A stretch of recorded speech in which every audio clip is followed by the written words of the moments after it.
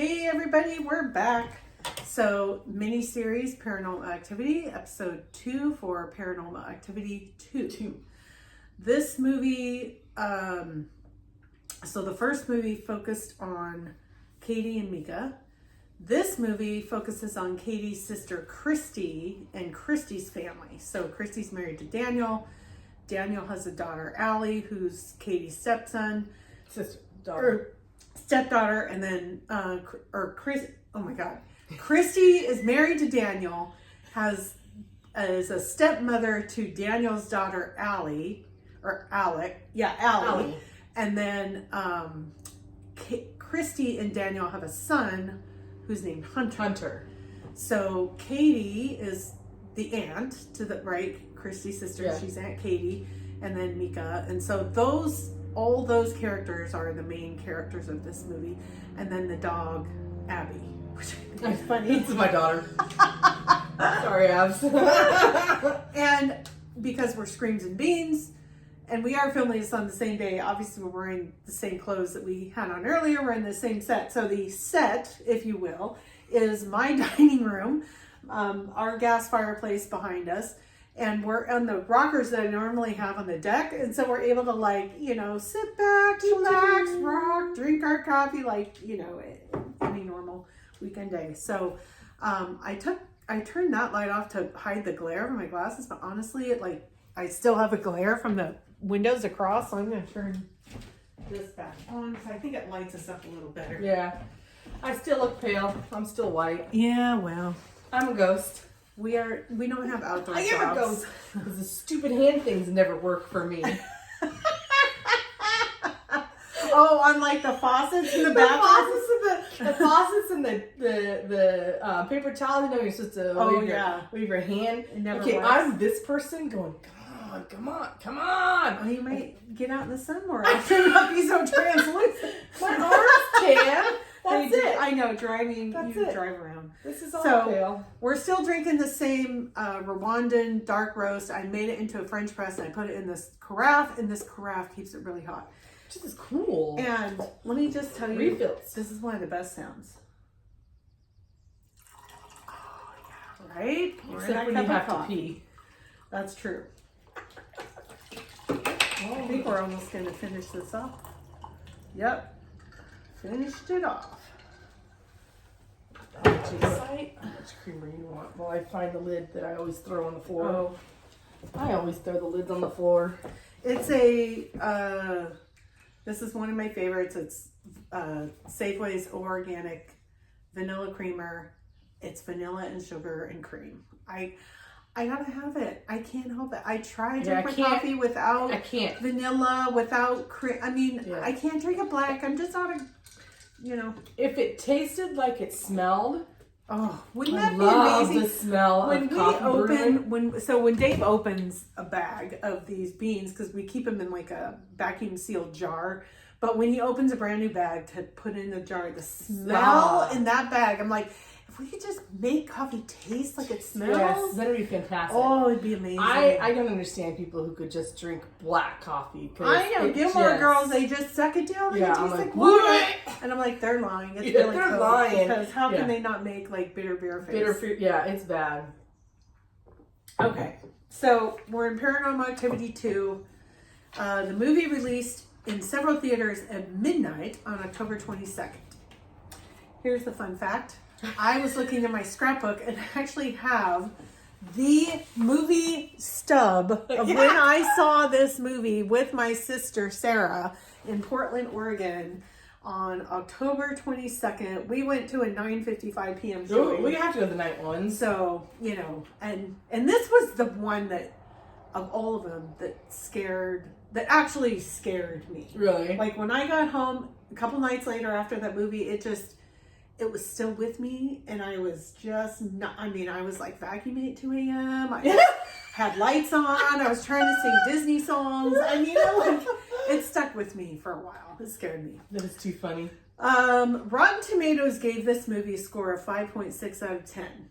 I don't think they know what they're talking about. Artist Direct called it one of the scariest films of all time. Yeah, which I agree with. It's more scary because if you remember the first one, and you're like, okay, here's the second one.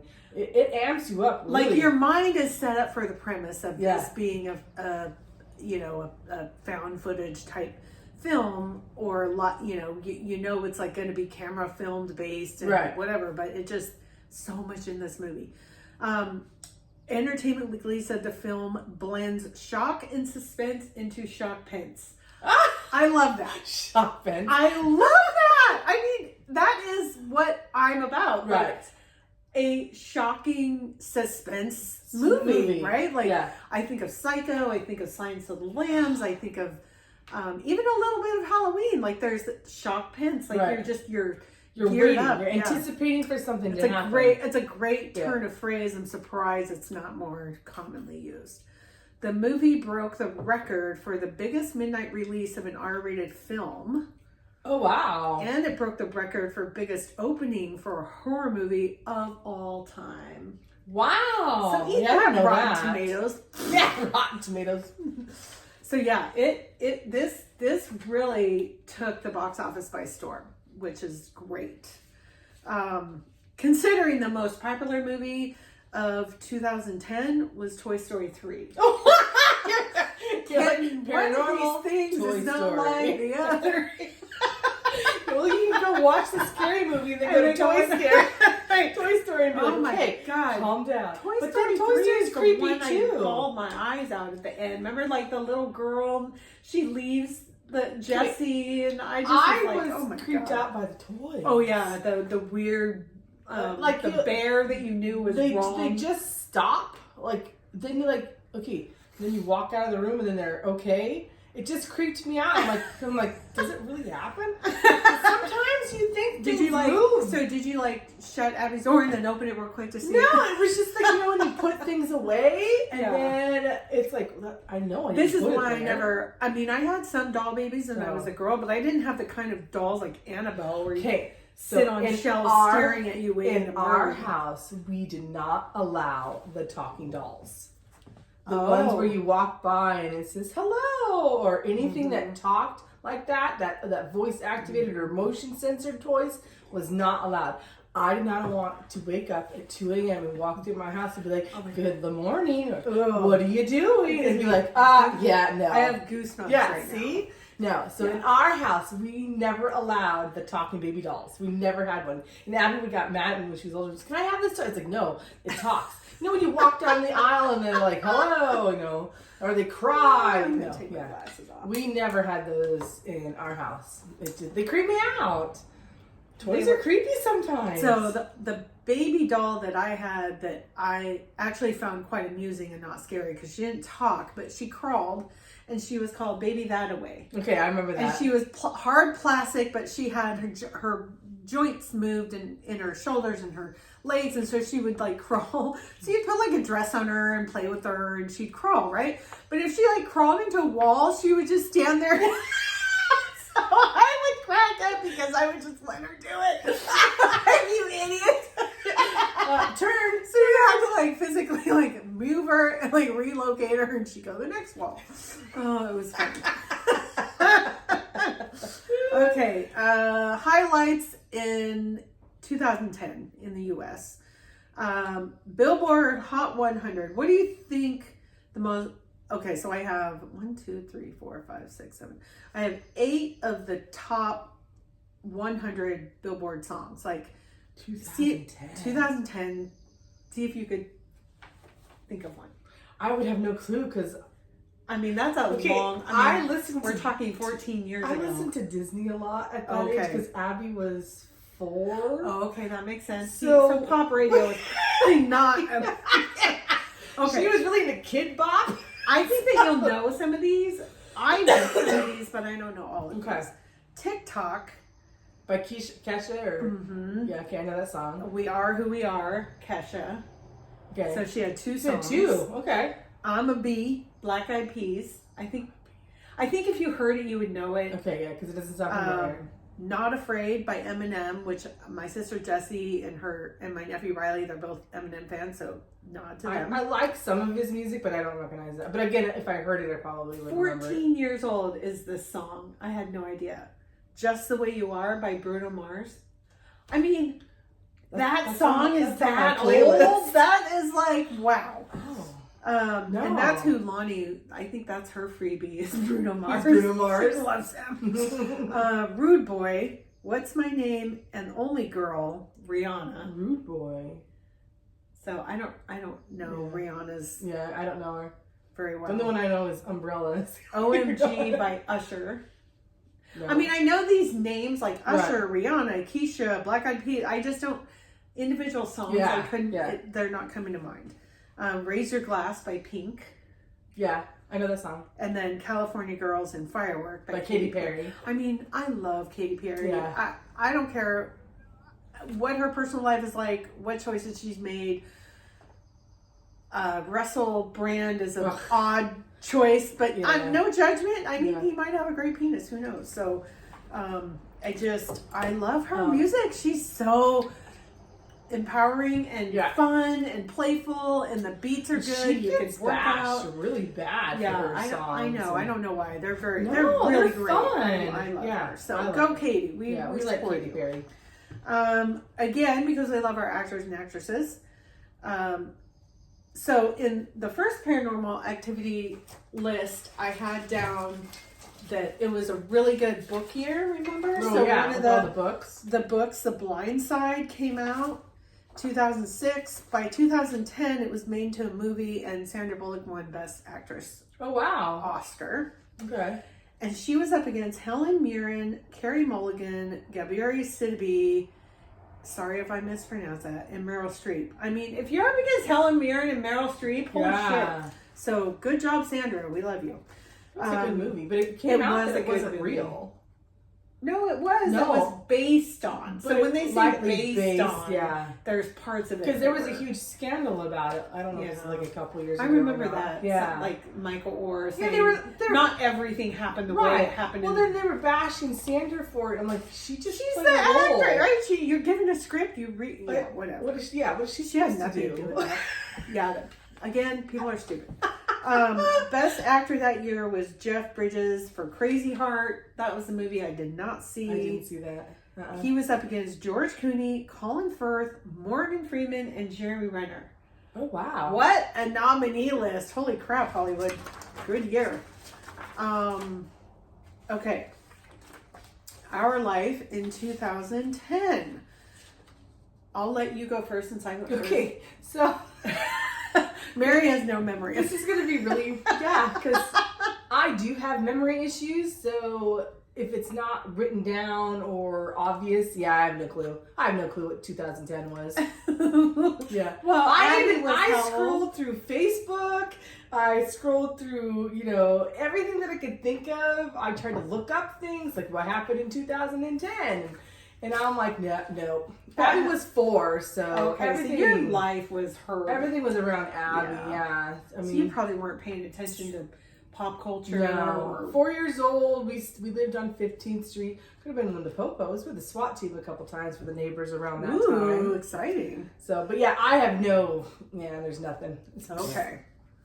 Well, how old were you though in 2010? 30. Okay, I was 39. So we're 9 years apart? I thought we were 7. Okay. No, 2010, Wait.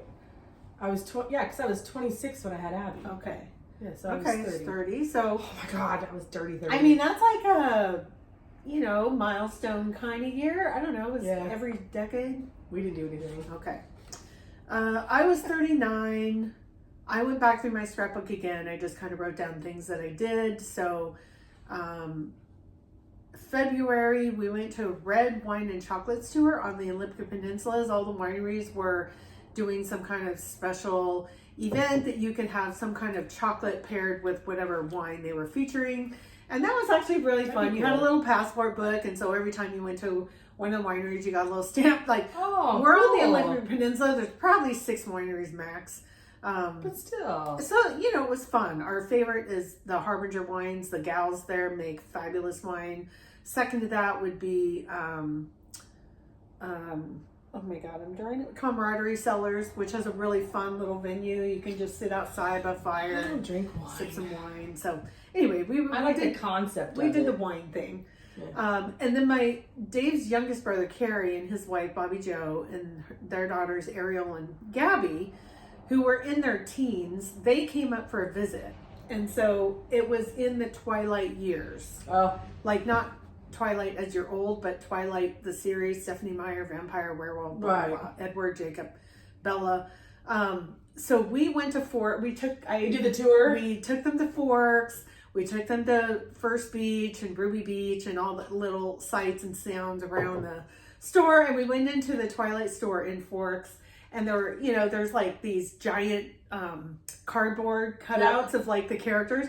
And there, I had this photo, I should have brought it over, of like Carrie, like his arm is around Jacob. I mean, they look like they're real and like he's about to make out with him. It's hilarious. In March of that year, I did my first visit with Yvonne Morales, who is one of my good travel friends and Park Service buddies. And I mean, we've known each other a long time. And at the time, she was working at Channel Islands National Park in Southern California, Ventura, California. I went down, flew in, she picked me up. She did me such a good favor. Like she did this whole drive around the area and like showed me everything I wanted to see, like just quick like snippets of like, I want to go down Sunset Strip. I want to see where Whiskey Go Go is. I want to see the Hollywood sign. I want to see the, you know, Capitol Records building things. And like, you know, we didn't really, it was just sort of like this crazy drive-by thing. And then we ended up in Beverly Hills, and I was kind of dressed like this. Like I wasn't really prepared to be in Beverly Hills. And, but we went to, remember Sprinkles Cupcakes? Oh, yeah, like a big deal. Well, their original store was I don't know if it was the original store, but they had a store front on Wilshire Boulevard in Beverly Hills. Oh, wow. Remember Pretty Woman? She was on Wilshire Boulevard. So I was kind of, I mean, I wasn't dressed like Hooker, but I was dressed, I was dressed like a Northwester who I was getting looks like, really, lady, you're wearing that? Because I wasn't, you know, dressed up Prada or whatever. Yeah, I was fashion challenged. I mean, I could have wore a plaid shirt and just flipped everybody off, but I kept my cool. As Northwesterners do. So that trip we packed in a lot. We went to the visitor center, saw Channel Islands. We went to her grandpa's house in Oxnard. I met her grandpa, her sister, and her niece and nephew.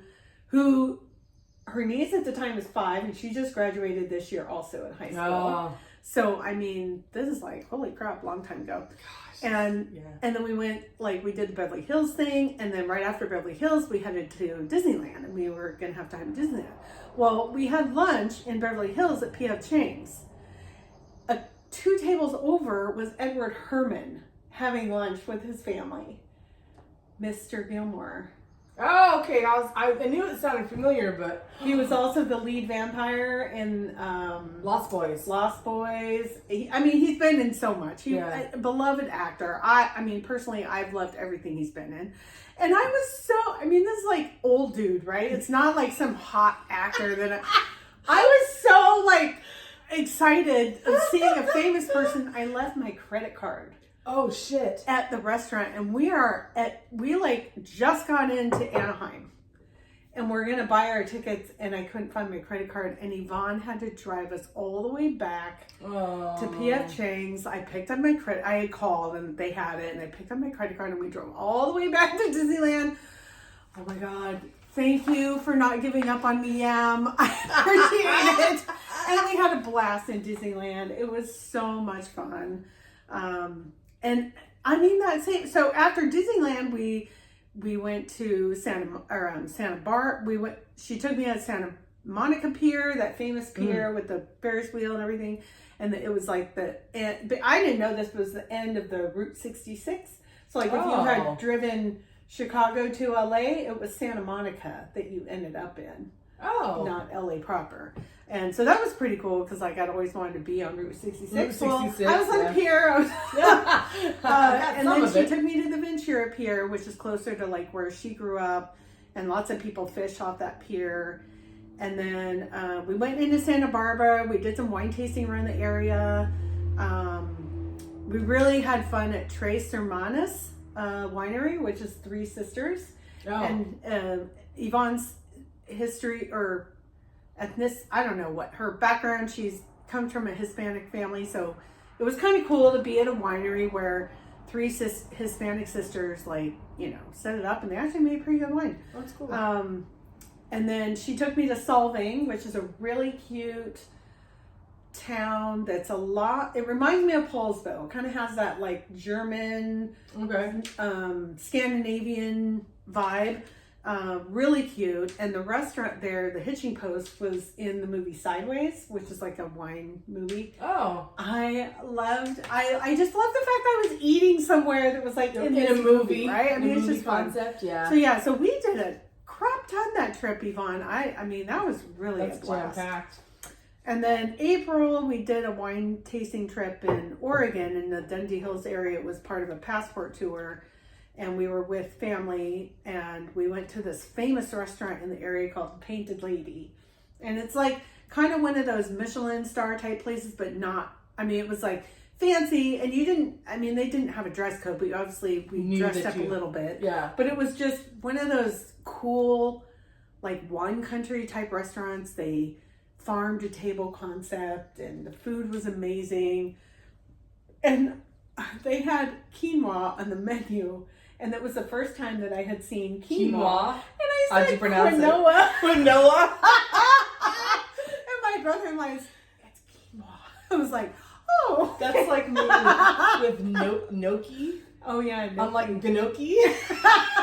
The G is silent. And the people look at you, they're like, what is that? I was like, I don't know. It says gnocchi. Oh, my God. The G is silent. Yeah. So, sometimes it happens. Let's see, May we went to the Portland Zoo in Oregon, and I did a work trip with some work people. We went to Red Bluff, California as a team, and then we visited Lassen National Park, which is really cool. And I didn't know that it had some Yellowstone type areas in it. It had like little boiling mud pots and things. Oh, and I've never been to Yellowstone yet. But I guess no, it's Lassen. But you haven't. Yeah, okay. So so that was really cool, and it was in the mountains. It was beautiful. Lots of things happened in California that year. October, that's when I saw Paranormal Activity with my sister. And then that same month, we did a wine/football game with our Park Service friends, Kevin and Nancy.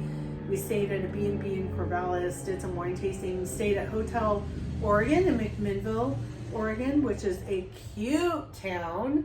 Mm-hmm. I mean, and it was Halloween time, and the whole town, it was decked out. Oh, love Halloween. And like everybody was kind of roaming the streets in their costumes. And it was just so awesome. Like leaves were falling. Like you see in the TV I was shows. like in a movie. The whole town comes together. Yes. Aww. So, I mean, that was my life in 2010. I was 39. I'm staring down the barrel of turning 40. I don't know what I was feeling. I probably thought, okay, well, I could be facing half my life at this point. But you just don't, I don't get depressed about age. It happens, but I never feel in my head what I really am.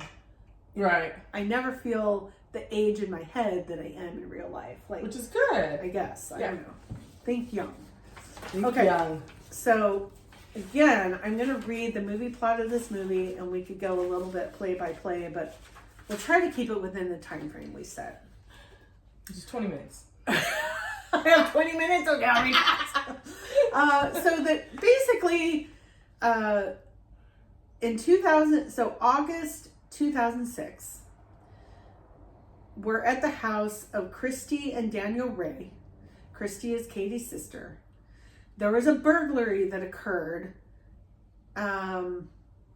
thrashing their house, but leaving their infant son Hunter's bedroom untouched. The only thing stolen is a necklace that Christy's sister Katie had gave to her, Martine, the family housekeeper and nanny, senses evil spirits in the house, and she burns sage to get rid of them. Daniel finds her doing that, gets pissed, and fires her. Christy also believes that their home is haunted, and she and Katie talk about being tormented by a demon when they were children. Daniel's daughter from a prior marriage, Allie, begins investigating mysterious happenings. She discovers that humans can make deals with demons for wealth or power by forfeiting the soul of their firstborn son. But if the deal is not fulfilled, the demon will stick to the family until another son is born. Hunter was the first male to be born on Christie's side since the 1930s. Violence escalates. Christy is attacked, dragged to the basement. She gets a bite on her. She kind of goes lethargic. Daniel rehires Martine, who prepares a cross to exorcise the demon. And when Daniel holds the cross up to Christy, she attacks him, and all the lights in the house go out. 3 weeks later, Katie visits and explained that strange things had begun to happen at her house. Right. And this was after Daniel had burned the photograph. Then it's almost like when the photograph got burned at Chrissy's house, something transferred to Katie. Transferred to Katie. Yeah. So the title card explains that Allie comes home from a school trip to find the bodies of Christy and Daniel, and Katie and Hunter's whereabouts remain unknown. Still unknown. So this movie, I don't know why it was so much scarier to me than the first movie. I think because when kids are involved, it just Kids the make it a little bit factor scarier. goes higher, and you don't want something bad to happen to a child, and you're like, oh please, or the dog. I mean, the dog. Are, Poor puppers. So night one happens. Should do our thing. So we did this summary. So Paranormal Activity, night 1 is August 7th. Night 19 is August 25th. Between 3 and 4 a.m., there's 5 times there's paranormal activity that happens 5 times between 3 to 4 a.m. during this 19-day period. 19 days, that's it, yeah. So the first night, August 7th, the pool light goes out. The next morning, Daniel finds a pool cleaner out of the pool on the edge of the concrete, and this keeps happening. Yeah. And he keeps getting really pissed, and he keeps throwing it back in. Part of It the whole is. thing. And when it starts with the little banner night number or whatever, It's always just the pool, and you're looking at the pool cleaner what's gonna happen? And it's just a pool cleaner at the bottom of the pool moving around. There's nothing sinister, but in your head you're like, this is what's going to go on. He throws it in the pool every morning. He throws it back in the pool going, who keeps messing with this thing? Right. So night 2, August 8th, 1:34 a.m. Hunter cries. Katie consoles him, it's why would the mom console him at 1:33 a.m.? So Katie must have been staying the night. She's, newborn. Night 3, August 9th, 3:19 a.m. Hunter wakes up. Hunter is awake in his crib, and he's I don't know how old a baby is when they can stand up on their own and kind of walk. Depends on the child. So he's not maybe a year. I don't think it's a year old yet. He's more than 6 months, but I don't know. Yeah. He's standing in his crib making sounds waving his arms around, being silly. The next day, Daniel finds a pool cleaner out of the pool again. Christy shows Allie a picture of her Aunt Katie, saying she thought they lost all the pictures in the file. So Christy's going through a photo album, and she's flipping through the photos, and there's this loose photo in the album of this random picture. I don't think it was from her there childhood. before. No. And she's oh, weird. I haven't seen this photo in forever.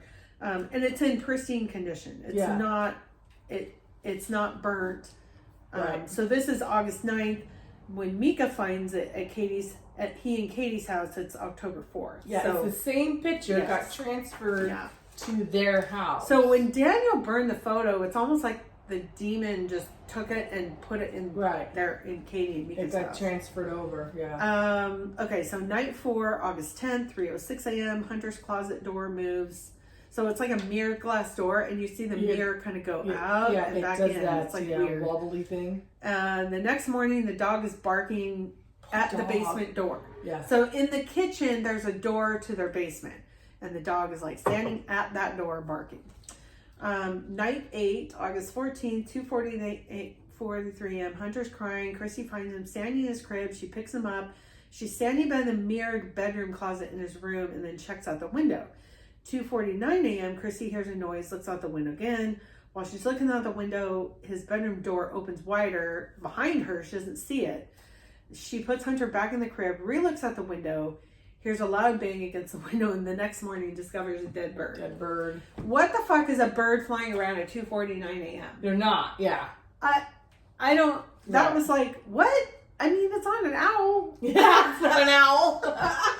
Anyway, I thought that was weird. I mean, birds here around 4 a.m. is kind of when they start to hear active. Yeah. It seemed like 2:49 would be a bit early, but.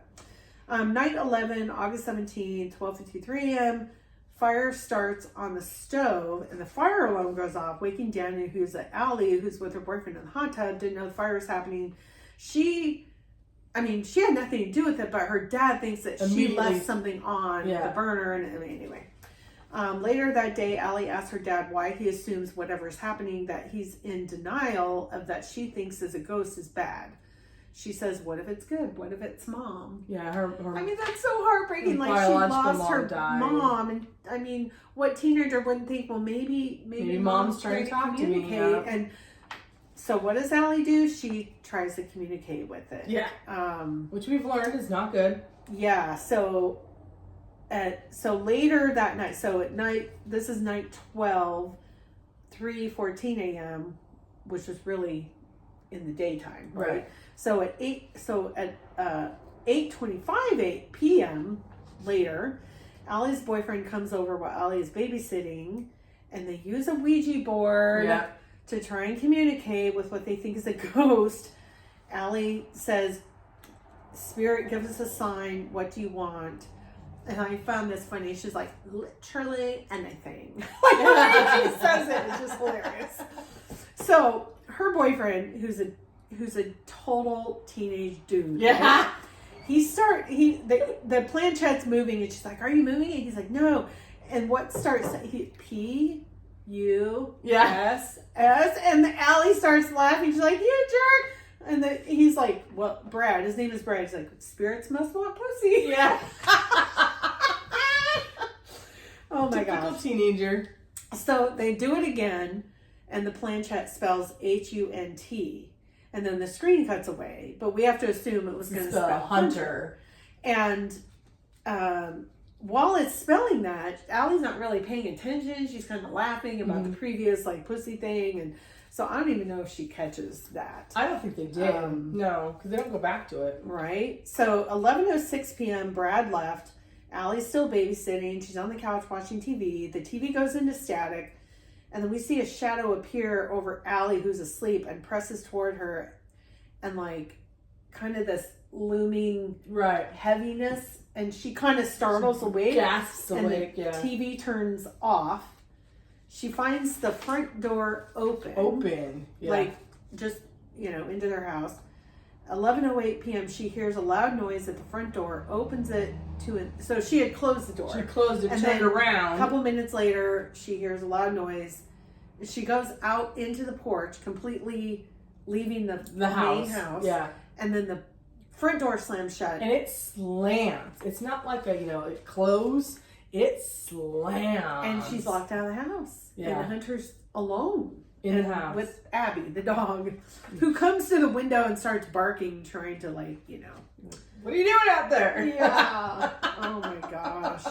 Intruder. So this is the night. So while Allie is locked out, this is when we see in Hunter's room the demon lifting Hunter up into the air. And this is where I got I was like, no, don't hurt this kid. Take the baby. I was like, it's gonna just So basically he's lifts Hunter in the air. Hunter starts to cry. And then basically what he does is he lifts Hunter out of the crib. And then next thing we see is Hunter's like, woo, I'm free. And toddler on the run, running around the house like a crazy person. and then Yeah. back up and then when Daniel and Chrissy get home, the baby's in bed. the baby's back in the crib, like nothing happened. Yeah. It's just the weird. So it had to have picked it back up at some point and put it back into the crib.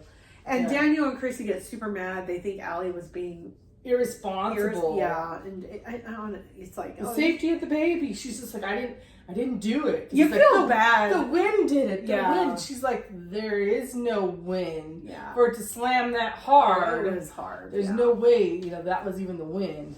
Yeah. So, my favorite jump scare of this movie happens. So the night 17, August 23rd, 3:12 a.m. We hear a thud in the house. Allie picks up her phone using her phone camera to record what she's seeing. Here's another thud, freaks out, opens her bedroom door, goes downstairs, turns on the dining room light, sees one of Hunter's toys making noise, like turned on making noise. She enters the kitchen, looks around, hears the toy go off again. She runs back upstairs. 3:29 p.m., all the cupboard doors swing open at the same time and freaks out Christy. Oh, okay. So later that day in the late afternoon, she's sitting in the kitchen. Christy's in the kitchen. Yeah, she had just like coffee or tea or something like put that. on her teapot to make some tea, and all the cupboard doors open all at the same time. I mean, this is like a loud noise. It's like it's an awesome jump like scare. An explosion. I know it's coming, and I still jump every time. I do every time too. Yeah, it's so deafening loud that when the cupboards open, the silverware drawers open, and it's almost like they don't tell her because her reaction is. So I think it's real. I think she knows it's going to happen, but like us, it doesn't know because so that even creeps you out even more. Like I have goosebumps. She jumped. That was one of the scariest scenes. So she stands there for a second and she runs back up the stairs and yells, "Leave me alone!" And then of course the teapot whistles. She's like, "Fuck, no, I gotta go up the stairs." So she goes back downstairs. She takes the teapot off the burner and she looks around really quick and she gets all pissed and she's closing everything, closing everything. And when she leaves the room, we can see. So they have one of those pot racks with the hanging saucepans and saute pans, and the pots are swinging. They're swinging slightly. Something swinging from the ceiling is like a repetitive theme. Right. Because it should never swing. Even the wind wouldn't cause it to. So Allie returns from walking the dog. She finds Chrissy upstairs. She can tell Chrissy looks unnerved. Mm-hmm. Like Chrissy's in the bathroom just trying to calm herself down. Allie can tell something's wrong. She asks about it, and Christy says to Allie, "Your Aunt Katie says we can't talk about these things because if we do, it just gets worse. Everything's fine, Allie. Just stop. Everything's fine." Right. Well, total denial. Obviously not fine. Yeah. But what's crazy cupboard doors don't just open on their own like that. No, and I think it's scary because what's happening to the baby. The entity is around this baby. That it's actually physically touched and lifted this baby, and Christy has no clue. No clue. You just feel for this mother who just has no idea what's happening and thinks it's just happening to her and has no idea about the history. That it's going off to the baby. So Allie calls Brad, and they had been researching on the web, the boyfriend. That's the boyfriend. Yeah, boyfriend. And Brad says that other website said some people make deals with demons for wealth and power. What if Christy's great grandmother made a deal with a demon so she could get rich? I went through the entire family line, and Hunter is the first male to be born on Christy's side since 1936. Don't tell me that shit isn't a coincidence. Right. So, which is exactly it is. They start building you up, so now we're in the second movie, and you can start to put some pieces together. Okay, somebody in this family made a deal to give up their firstborn child. You have a feeling this is bigger than just Christy and Katie. Right. There's got to be someone else involved. I mean, who's controlling this entity? Right. You just get a sense that, okay, there's something more to this story. But it really doesn't tell you what. Not in this movie. Because they don't live, when you see their houses, yes, they look grand, but they're not mansion. No. So it's not like they're like living the high life. Right. So when they say that for the wealth part, you're like, but they don't. I think really it has to look do wealthy. with like magical power. And, Well, you learn that later. Yeah. But yeah, but when the first time when they said the wealth, I'm like, yeah. to me doesn't look Right. like they're living Right. wealthy. Yeah. Not the way I would live Right? wealthy. I mean, Daniel, he manages some Burger King, Yeah. but I mean, other than burgers and fries for life, I mean, that's pretty cool. Who doesn't love a Whopper Jr.? I love that. Night 19, August 25th, 9:25 p.m. The dog enters Hunter's room as Daniel is just putting Hunter asleep. Daniel partially closes the door. This is the dad, and like tells the dog stay. The dog stays in the The room. dog yeah. is kind of like the guard dog. Hunter's little protector, but no, the dog senses that there's something. So at 12:49 a.m., the basement door opens on its own. Dog suspects something, goes to the basement door entry, then runs away into the other room, barks at something, then is dragged and whimpers. Allie wakes to the dog's whimpering and finds the dog hurt. 12:55 a.m., Daniel and Allie take the dog to the vet, leaving Christy home alone. 1:41 a.m., Christy hears a noise coming from the kitchen. The pot racks are slightly swinging. 1:48 a.m., Christy enters Hunter's bedroom to check on him, and his nightlight is off, so she taps it to turn it back on. And at 1:49 a.m., she is dragged down the stairs and into the basement. Right. So she was standing at the end of his crib, and she just gets dragged by her feet, slams to the floor, dragged all the way down the stairs. She gets up, tries to go back down the stairs, is re-pulled. I mean, it's fucking scary. It looks violent. It is so scary. The way they did it. I mean, kudos to whatever special effects and if there was a stunt double, like being dragged on stairs would hurt. Carpet burn. Yeah.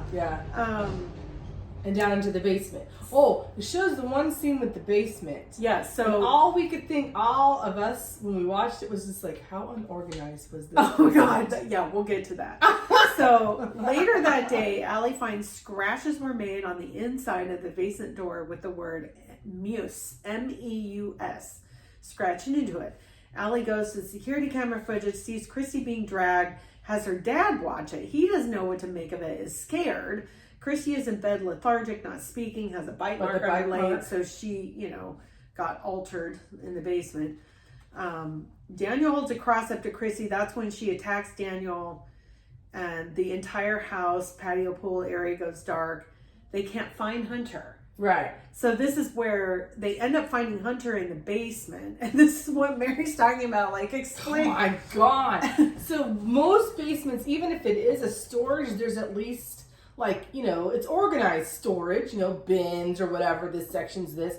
It's total chaos. It feels to me like they go down the stairs, I'll put it here. To where it's like that maze. Like a hoarder's. Like a hoarder's. Like if you watched any hoarder's episode. It was horrific because I'm like, there's bikes and there's boxes, and then all of a sudden there's a Christmas tree, and you're just like, as an OCD person, I'm like, oh my God. Like a lamp is tipped up, like sideways. Like there's just, things are just shoved. It's like, or even like if they stood at the top of the stairs, like, chuck it. Yeah. I mean, kind of like let the stairs take it where it goes. You like the slide down. And then you gotta wonder, if you have all this stuff in the basement, do you really need it? Like, people... It didn't seem like a livable basement like most basements are. It definitely was a storage basement, but it was just like, it was just chaos. I mean, if I had a basement, I'm not a doomsday prepper, but that basement would be like the safe place if some shit happened. Like, I would have it organized. I would have like a generator down there with some kind of lighting. I would have water and somewhere to go potty. And like, it just, it was like almost like a... What do they call those safe house or the bunkers? No, when you can lock yourself in from burglars or whatever. Safe rooms. Yeah, like a safe room. Like I was just thinking though, because of how chaotic that basement is, the goddamn washer and dryer's got to be down there. Probably. So where do you do laundry? Like you stand in a box? I'm just like, wait a second, where's the laundry room? Because it doesn't. Yeah. There's no rooms upstairs that show a laundry or anything like that, so it's got to be in the basement. What was weird was, so they go down the stairs and they go to find Hunter, and you see all these boxes, and it's Allie with her phone camera at this point, so it's kind of chaotic and everything's kind of moving around. They find Hunter like sitting in a corner of this chaos, and then all of a sudden the house starts to vibrate, and like earthquake. Things on the floor start moving. It's just crazy. Oh, the rocks on the floor bounce up. Start, like when you put too much bass on, mm-hmm. and it's like... It is, it's really creepy. It's a creepy scene. Let's see. Okay, so after they find Hunter, Daniel burns the photo that Christy found of Katie. 3 weeks later, Katie is at the house and asks how things are going. Christy says things are fine now, and Katie says stuff is starting to happen at my house. The act of burning the photo somehow transfers the demon from Christy to Katie. I didn't pick up on that until I was reading this and and listened to the dialogue more closely, and was like, oh, okay. I kind of missed that the first couple times I watched these movies. Mika was killed October 8th. October 9th, Katie enters Christy and Daniel's house. Daniel's on the couch. We see Katie in her same bloodstained outfit walks towards Daniel in that like weird zombie-like trance, grabs his head and just breaks his neck. And the sound of the cracking, OMG, bad. Yeah. On the couch, it just kind of flops over. It looks so real. I don't even understand how the way they did that effect, kudos to you guys, because you freaking scared me. It was loud. And it just looked so, his body felt limp. It was if that was a dummy, they fooled me. Yeah. And 10/12, Allie returned from a school trip to find the bodies of Christy and Daniel Ray. I mean, this poor kid. She went upstairs to kill her sister. She pushes her like she did Mika. She just pushes her, and that's all you see. Right. She like slams against the wall, and you wouldn't think she died, but maybe she broke her neck. I don't know. It doesn't really show. We have to assume she was dead. But this poor teenage girl, she loses her mother. She comes home, finds her dead dad. Her dog died too. And her dog dies, and her stepmom died, and the baby's missing. Brothers, like, what wouldn't you be in a psychological hospital at that point? I don't know how, but it's great. So Allie makes an appearance in the fifth. She makes an appearance in the fifth movie. Masked one, or the marked one. So she's still around, and I hope that girl got some therapy. Damn. Okay, so here's some observations that we kind of brought up. We love how the first shot of each night is the pool. The pool. Just for some reason, it's just fun.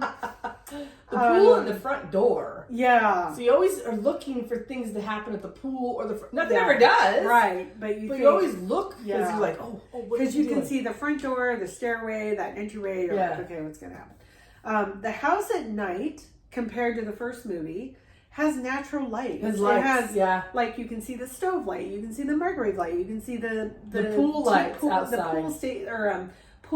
pool light. It has like lights from like the TV console area, way more light, completely believable. It wasn't like super pitch black like Katie and Mika's house. There was a moment in the movie. There was one night in the movie that Daniel goes to jump in the hot tub, and it's so hot. He has to like jump. He gets back out of it. He jumps into the pool, and he's pissed. He thinks that Allie left the heater on in the hot tub, which obviously she didn't. And this is one of the demon's ways of trying to eliminate, other male parties from the does not like the males. And he's in the house. He's yelling at Allie, and Christy hands him a bag of frozen peas that he puts over his immediately neck. Puts it on. And I just thought that was hilarious. And then he's like, Oh my god! You gotta find the humor in these things to go along. I think that was my observations. Did you have any? I others? just like the lights. The lights. I mean, when you said that, I was like, yeah, because it was completely different. Even when they came down the stairs, like when she would investigate, you can tell that the house was lit up. That it wasn't this dark pit that they're looking down the stairs and you don't see anything. Because I think this viewpoint too, with a lot of the cameras. And maybe that's why I felt more scared, because it felt more real. Right. The cameras were actually security cameras that we watched. Right. So it didn't have all that. You'd only get some shaky bounce if someone when she actually had the phone was doing it. Yeah. It was mostly the security cameras.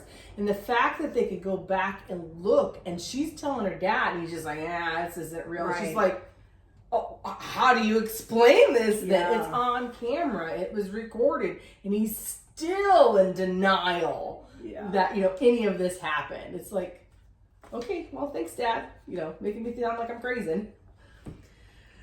So, scariest moments, I jotted down all the cupboard doors swinging open at the same time. God, that was the scariest one. Chrissy being dragged from Hunter's room down the stairs in the basement, and then Hunter being lifted into the air. One of the ones, the pot thing fell. Yeah, I forgot to mention that. One of the pots fell off of the hook, and that was one of the loudest clangs, because you hear it and you're like, what is that? And when she's like, it's the pot, you're like, how the hell? Because they're on a hook, so it shouldn't. So she put it back up, after she's looking at it, making sure it didn't break. And these are like those S hooks, so there's no way it could just It just wouldn't just fall. So she puts it up, barely walks away, and it slams down again. Yeah. That was one of the biggest jump scares I had, because you didn't expect it to happen again. That's right. Then she runs out of the room. She's like, "Oh, that's it." And that's again, their reactions would be my reactions. I mean, I think that's why it scared me this more. One felt more realistic. It did. Yeah. It's like, oh my God, I'm there with them. Yeah. Like, it just had that vibe. So that kind of covers Paranormal Activity 2. I mean, I hope me doing the plot summary and the night by night isn't boring to you guys. If you've seen the movie, you know what we're talking about. I'm not trying to like retell the entire movie, even though it kind of seems like I am. I'm just trying to point out like the most creepy parts, and there's some connection to this whole demon and family and firstborn son, and things are starting to come together, and it will be more explained in the next episode we do of Paranormal Activity 3. So once again, thank you for hanging in with us. Thank you for watching. And we will see you in our next mini-series episode, Paranormal Activity 3. Bye, guys. Bye.